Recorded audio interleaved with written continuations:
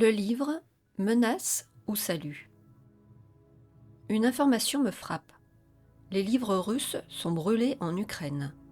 N'ayant pas réussi à confirmer ou infirmer ce fait, je me suis alors interrogée sur ce que représentent les livres. Pourquoi brûler un livre? Serait-il un danger? Un fantasme de liberté à annihiler? L'histoire se rappelle à moi. Dans l'Allemagne hitlérienne, des bûchers se dressent, les flammes crépitent au contact d'œuvres littéraires dont les pages se cornent, brunissent et se nécrosent. Le livre se meurt. La lecture nous serait-elle vitale?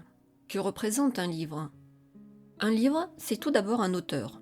Cet homme orchestre et pose ses mots telle une partition qui donnera une mélodie révélatrice. Un livre, c'est une musique, c'est un négatif qui se révèle peu à peu. J'ai toujours aimé lire. Aussi loin que je me souvienne, la lecture, tout comme le cinéma ou la musique, m'a permis de passer au travers de moments de vie houleux. Et puis un jour plus rien, le trou noir. Une incapacité à lire met en lumière la puissance de la lecture. Les années passent, je reprends le chemin des livres avec joie. Cela se fait à petits pas. Aujourd'hui, je me replonge dans un livre avec délectation. Des heures durant, le monde prend un tout autre piquant. Une autre réalité se dessine. Qu'elle soit fictive ou documentée, peu importe, les pages défilent et dansent sous mes yeux. Lorsqu'un livre m'attire, je le prends, le soupèse, le tourne, le retourne, pour aller à sa rencontre et me laisser happer, tel un poisson ferré. Le livre ancien ou l'édition récente, magnifiée par un éditeur amoureux, nous offre une couverture et une reliure de toute beauté, promesse d'éternité. Le titre et l'auteur y sont parfois délicatement posés à leur fin. Vient alors l'instant suprême. J'ouvre ce livre choisi parmi tant d'autres. Mon visage se noie dans les pages et mon nez entre en action. Je hume avec vigueur et délice.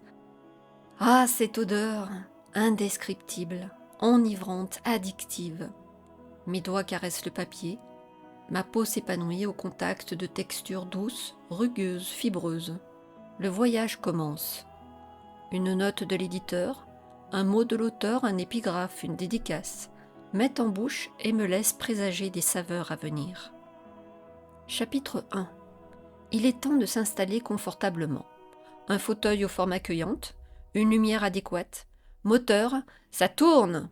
Tel dans une salle obscure, le monde et son actualité sombre s'évanouissent et font place à un univers inconnu où tout est possible. Un livre, c'est une valse avec l'auteur et ses personnages. C'est ressentir avec tous mes sens. C'est imaginer au-delà de ce qui a germé dans l'esprit de l'écrivain. C'est pleurer, rire, frémir, me laisser surprendre.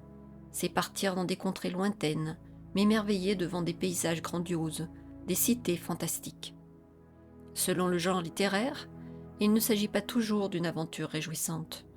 Que l'auteur m'emporte au bord d'un gouffre, me fasse revivre des moments historiques, m'embarque dans un essai ou une étude, il s'agit toujours d'un voyage, fabuleux, fantastique ou intimiste.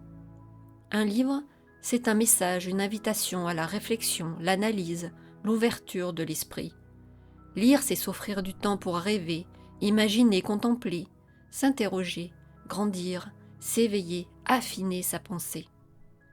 Les auteurs et leurs œuvres font partie de notre histoire, notre héritage, nos racines. Voilà peut-être les raisons pour lesquelles les satrapes voient le livre comme un objet menaçant à éradiquer. Parce que l'humain sans culture, sans mémoire, n'est plus que l'ombre de lui-même. Il est alors prêt à se laisser asservir.